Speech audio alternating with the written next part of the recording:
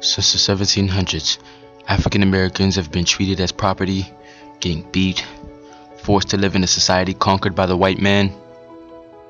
But through various acts of violence, trial and tribulation, hardships and tragedies, they've been given the rights that advanced them from the status of slaves to what they are today. Now, as much as we try in this country, nothing will ever be equal. But we are grateful to be in a place where we can look back, glance up, and take a step forward. This is their story, and it's our job to tell it.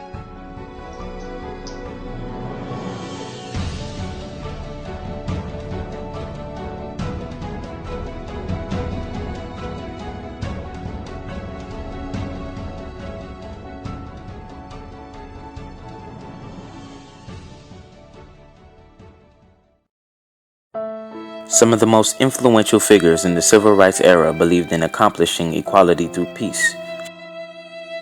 But what they fail to realize is the good effects violence has had on the African American race. In 1865, approaching the end of the Civil War, President Abraham Lincoln signed the 13th Amendment, outlawing enslavement. Months later, in Memphis, Tennessee, violence erupts in the black communities. Whites killed their men, raped their women, robbed their values, and burned their homes. Although this event was very unfortunate, it caught the public's attention and encouraged the proposal of the 14th Amendment, which gave African American citizenship.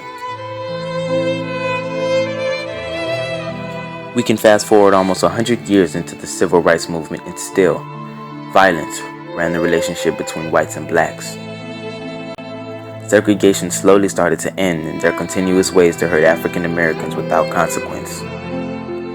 Movement leader Malcolm X believed that African Americans should demand their rights by any means necessary, even if it comes down to fighting back. But he was against putting children in the lineup for battle.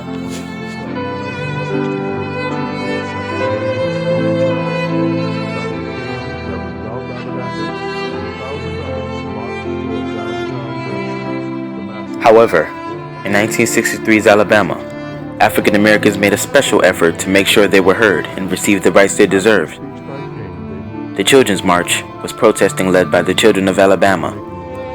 No matter what, they kept coming, volunteering to go to jail. The policemen were careless and cruel in the way they incarcerated the protesters. The police lost control of the movement and used their fire department to lure the protesters back home by spraying their high-powered fire hoses on them.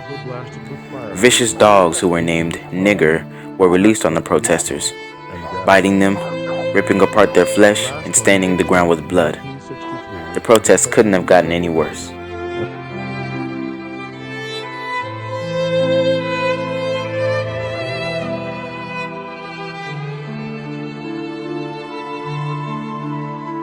The governor of Alabama promised his white community segregation now, segregation tomorrow, and segregation forever. And when African American students tried to desegregate the University of Alabama, Governor George Wallace personally blocked the entrance to the enrollment office.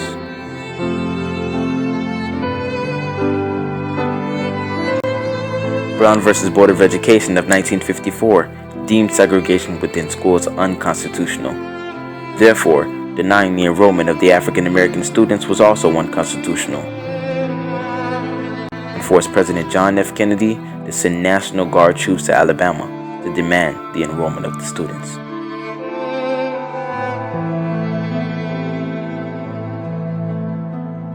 The threat of violence weakened the boldness of Governor George Wallace, and he was forced to abide by the rules.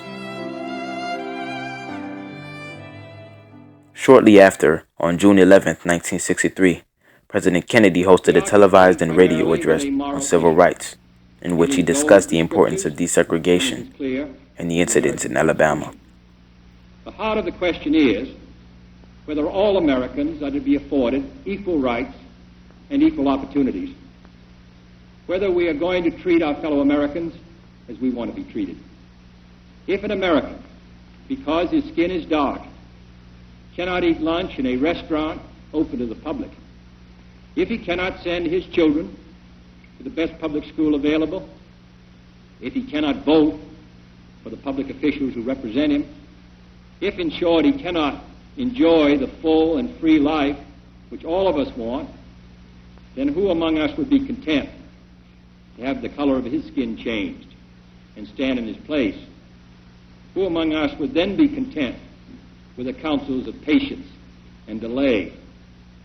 100 years of delay have passed since President Lincoln freed the slaves, yet their heirs, their grandsons, are not fully free.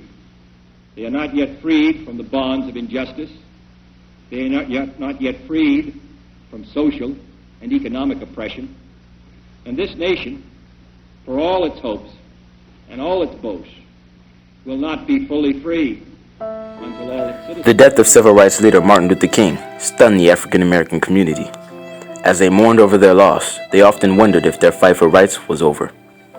This violent attack broke the hope of the civil rights movement, but also forced the African American community to fight and speak for themselves. So because of the murder of MLK, new civil rights leaders were born, and every African American had newborn hope stored within them.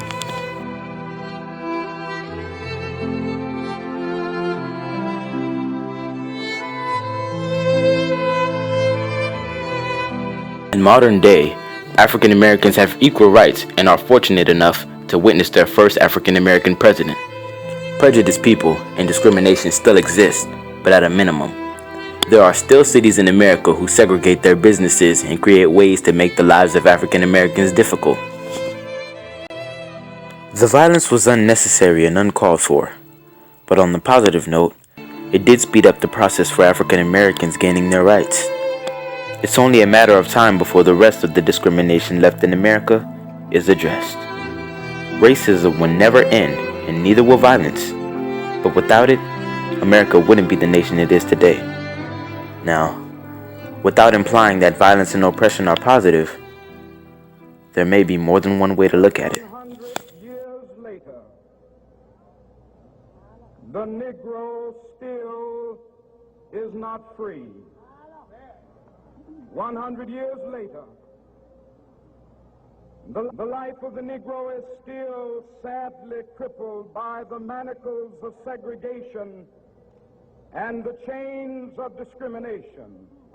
100 years later, the Negro lives on a lonely island of poverty in the midst of a vast ocean of material prosperity.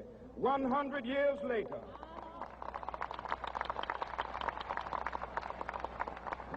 the Negro is still languished in the corners of American society and finds himself in exile in his own land. And so we've come here today to dramatize a shameful condition. In a sense, we've come to our nation's capital to cash a check.